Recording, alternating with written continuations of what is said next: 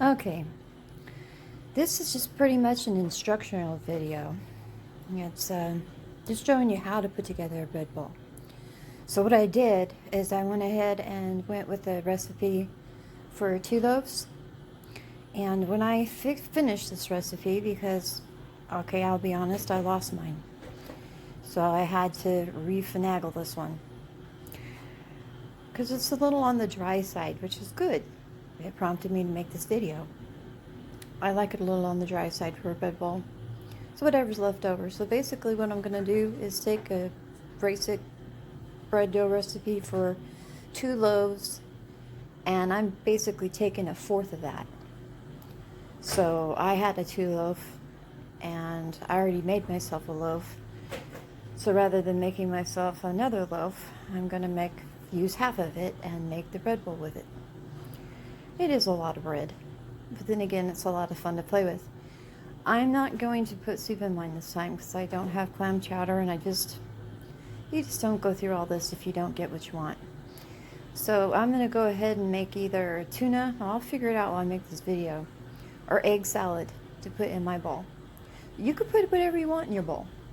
I think I might enjoy playing with egg salad in a bread bowl or tuna salad. I've done everything else. And it doesn't matter. You go through the same process. So I'll be back with you, and I'm just going to basically show you how to put it together. This is what you're going to need. Some kind of shortening. Whatever you use, I prefer shortening. You can use lard. And heavy duty tin foil. You want it to have some backbone to it. And this is just a little, and I'll show you another one that I have I might use instead of this one. It's a little rubber one. Probably not. Anyway, any little 8-ounce or 8-inch that you have, or something small like that, that will really help you out a lot. Otherwise, you're not going to have a good base. So I don't even think this is 8 inches, to be honest. I'll look at it before I start. So let me get going and I'll come back. Okay, go ahead and form your foil so that it fits in here like this. It might overlap a bit, that's fine. But you just take off strips. See, it's not the same size. It really doesn't matter. You just want a little bit of support for it, because it's going to grow as it rises. And what you're going to do before I put all this back in here is go ahead and grease this really good with this, and also grease this really well so it doesn't stick to it with this. I'll be right back. And that's 6 inches, by the way.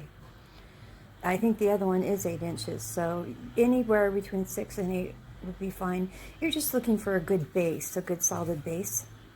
So I'm going to go ahead and slather this all up and get it ready, and show you how to put the bread in there. Okay, see how I put that in there? I put the one liner in, and then I just put the other liner in. And it doesn't have to be tight. The dough's going to push it. So what I'm going to do is form the dough. What I'm going to tell you, because I can't show you, I only have 2 hands. And what you could do too is you can get the bread dough in the frozen food section at your Walmart or whatever grocery store you have. And you could even get the roll dough and do this with it. I think maybe you'll need 4 rolls to do this one. So if you want to do it quick for your family, you could probably make your own little bread bowls up for everybody using that dough you just thaw it out in the refrigerator before you form it. And what you're going to do is have it in a ball to begin with. And you're just going to kind of keep rolling it under like you would a bread roll.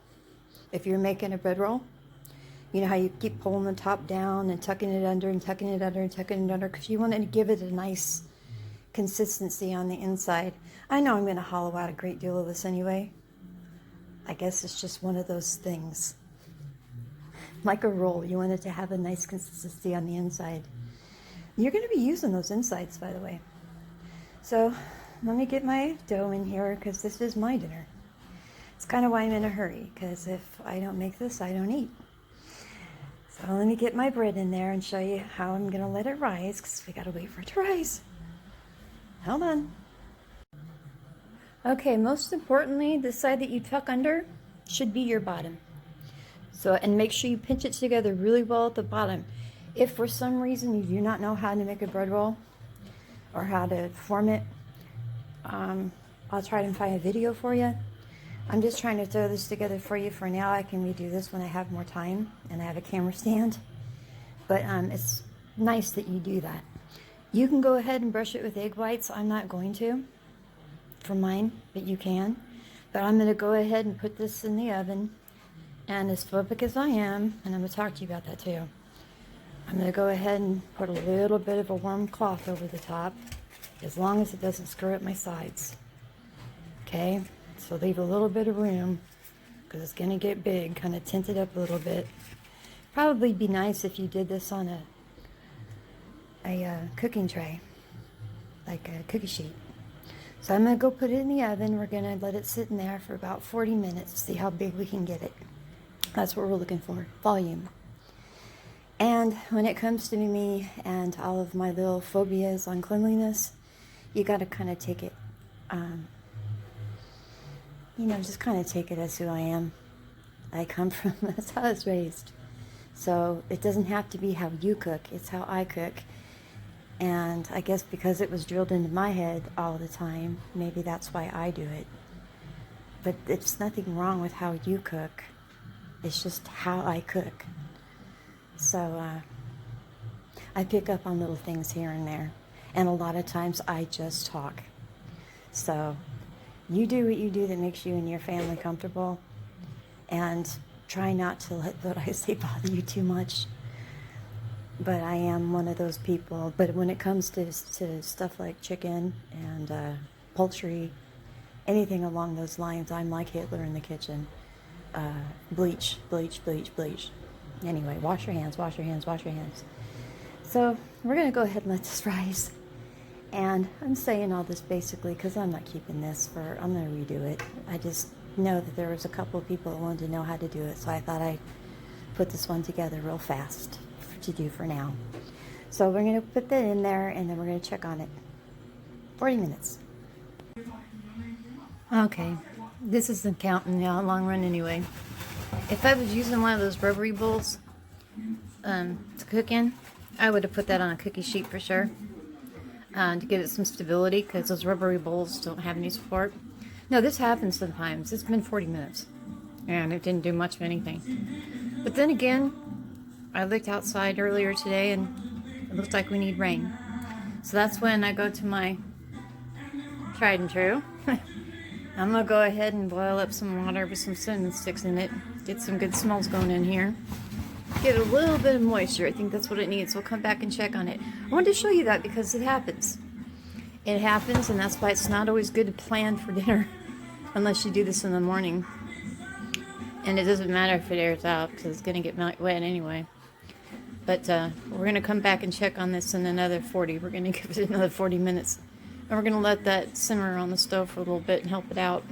Sometimes I go ahead and boil it on top of the stove and then put it in next to it, but I'm going to go ahead and let it have its time. It's my dinner. So we'll see. If it doesn't happen, it doesn't happen. Yeah, it's going to happen. It's just not going to happen as fast as I'd like it to. So then I'm going to figure out whether I want egg salad or tuna salad in between now and then. We'll be back. Okay, well, ow, it's kind of warm in here. I don't want to puff it up too much because I don't want it to fall, but it didn't rise very big. Something may be wrong with my dough. I'm not too sure, but it was half of a loaf. So what we're going to do, I went ahead and put the water in there. We're going to take it out. We're going to preheat it to 375, and we're going to cook it for about we're going to check on it in 20 minutes, and I'll talk to you again before I put it back in there to cook. But what we're going to look for when we check on it is to hear a hollow sound when we thump on it. Okay, so I went ahead and I boiled some water on the stove and stuck it in the oven to kind of give it a little bit of a jump start, and it just really didn't do a whole lot, so I maybe didn't need all that foil wrapping. But we'll get back to it. Okay, and that's as big as it got. We're gonna do it anyway, so I can at least show you how to prep it so you have your own when you make yours. And to never give up. At least I can get the video done and it'll make bread somehow. But we're gonna come back and check it in 20 minutes. We're gonna do a little thump on the top. What we're gonna listen for is a hollow sound. Okay? Ouch, I've got the electronic vacuum up my foot.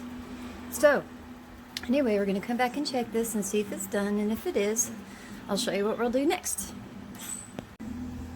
Okay, it's been 25 minutes actually. That's not a hollow sound. That's like a rock sound. So, we're going to let it cook for another 5 minutes and check on it. It's not an exact science.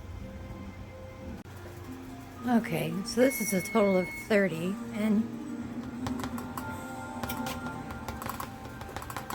it's just not as hollow. It's getting there, but I'm going to give it another 5. Yeah, I'm going to go ahead and give it another 5. So we'll check it again in another 5. Okay, we're going to go ahead and pull it now.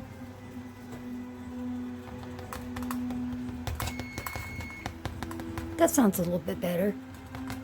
This must be really dense. Anyway, it's never exact, and the dough's never an exact amount either. So, we're gonna have to just go with this one. And I'm gonna show you how to, we're gonna take it out, and we're gonna let it cool for about 5 minutes.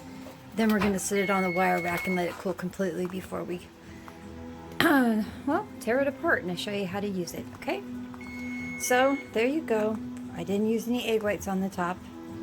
So we're gonna let it rest, and then we're gonna go ahead and let it cool. Then I'll show you what we do. Okay?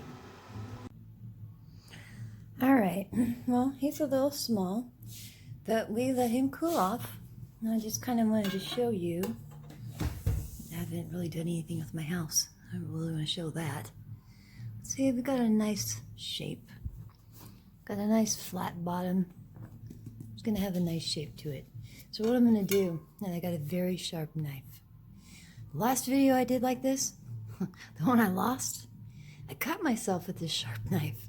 You want it to be very sharp because you want to cut it almost like butter. You don't want to drag it and rip your bread apart. So I can't do it without 2 hands. But we're gonna take it right about here because we want it to have some body to it, okay? So I'm gonna go ahead and cut the top and show you. Okay, see, I just cut it. It's not perfect, but what I'm going to do is show you. I'm going to hollow it out in the middle, and don't throw this away.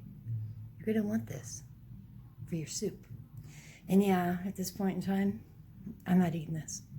So I'm probably going to go ahead and make a soup out of it so I can plate it at this point. Let me go ahead and dig this out and show you what I do with it. Okay, see, I just cut, I left myself edges. So that's a little thick for an edge to be exactly. Well, anyway, it's a little thick than it needs to be, but it doesn't matter. I'm not going to put that much soup in here. And I got mine over here, and I'm going to go ahead and cut this up into chunks. We're going to go ahead and fire the oven back up at 375. Scratch that. Let's do it at 350 for 10 minutes. That way we just, get it a little dried out, just a little toasted. And while it's doing that, I'm going to go ahead and fire up probably the microwave, to be honest with you, so I could just pour the soup in here and plate it for you. All right, let's get that in the oven, and then we'll get it back out and we'll put it together. Okay, well, I didn't lie. I intended to make the soup and put it in here so I could split it up and show you. However, I must be taking this don't waste food thing kind of seriously because I gave away the soup I knew I wasn't going to eat. I don't have any soup to put in here and show you. And I'm going to go ahead and give this to my mom and dad tomorrow. I'm going to make a tuna salad to put in here. And I'm not going to put it in tonight. This is hot out of the oven. And I just dried it out, though. It can dry out overnight. And if I have time, it'll be probably my thumbnail. But if I don't, I don't. But I would just put that in here. And see, I cut these up into longer strips this time because, you know, it's going to be kind of for dunking. But that'll go in separately when I send it. But I'll just put that all in here and stick that all in and around the sides. And yeah, it's like a pumpkin top though. See, you got to remember. I didn't mark it. It's not that difficult, really. There you go.